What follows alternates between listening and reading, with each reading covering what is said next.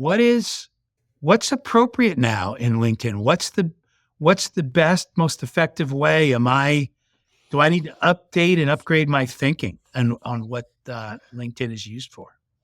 Well, especially this time of year, you want to start with something related to the election and just air out all of your grievances towards the political party you don't Okay, support and and are how we much not? better I mean, you I've seen are. a lot of those, and I literally have one individual I know who's I guess he's kind of known in the industry.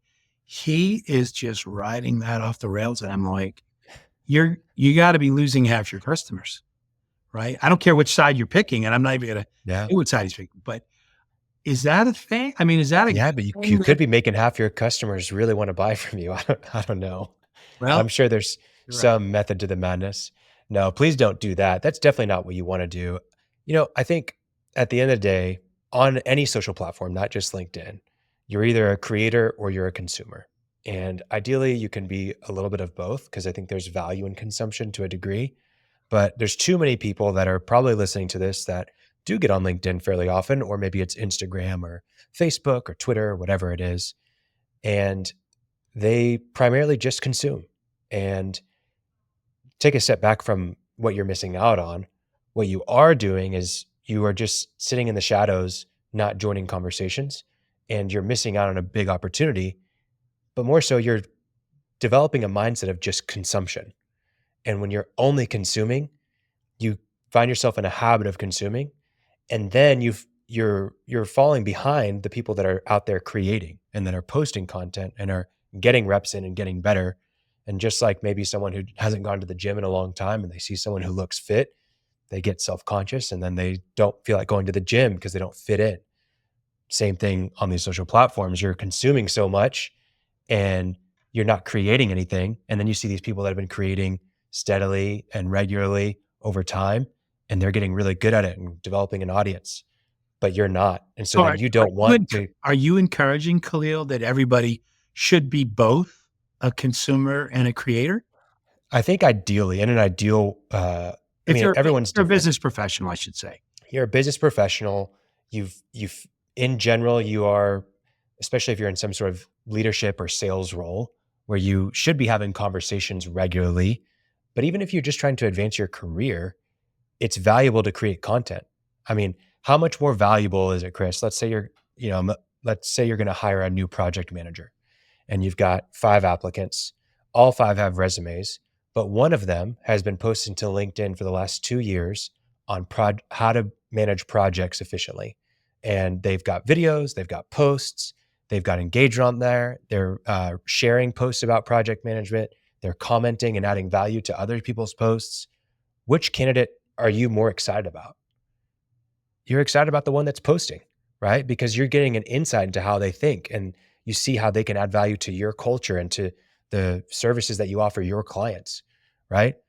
So there's value in sharing because it's essentially the new resume, if you will. It's how instead of having a portfolio of work, you have your social accounts where people can actually engage and see what you're saying and how you think and the way that you approach problems. So this is So so yeah, LinkedIn, that's an interesting point, is not just a place to connect with customers or to showcase your work. You're saying it's a tool in your reputation development plan, right? That sure. creates visual evidence. Um, and by the way, I'm assuming this doesn't have to just be video like this. This could be written interactions or blogging or a white paper you're sharing that sort of is a peek into what your mind or how you think. Or am I right? Is that Yeah, what you're that's saying? a really good point. So if we start with the understanding that there are creators and there's consumers, ideally you're a creator for first and foremost because you're adding value. You should be consuming so that you see what's out there, so that you can be inspired, so that you can engage with other people's creation and the content that they're making and add value to it. Leave your own comments, give them feedback, whatever it is. But if you are a creator, what you're doing is you're creating content. So what do you create content about? And so you just mentioned a couple things. You mentioned videos, you mentioned white papers. There's case studies out there. There's all sorts of formats and mediums of content, right? And you should have a variety of these.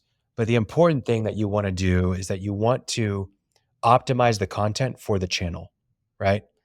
Uh, for example, if I went into a sales pitch with you and I said, "Hey, let me show you this video on my phone. Let's watch this together."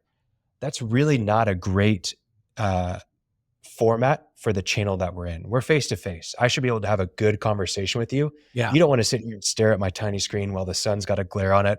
What video are we watching? Like, why can't you just talk to me about it, right? You'd be frustrated about that. Yeah. The same thing that happens on LinkedIn when it's, I've got this YouTube video and here's a link to it. Well, I'm on LinkedIn. Just if it would autoplay when I was scrolling through the feed, that would be much better, right? And so even though you have this great white paper that's, you know, 2,000, 3,000 words, whatever it is that the best format for the channel of LinkedIn? Hmm. I mean, maybe if you wrote it as an article and people decide to deliberately click on it, but what about taking that white paper and condensing it down into a 500 word post?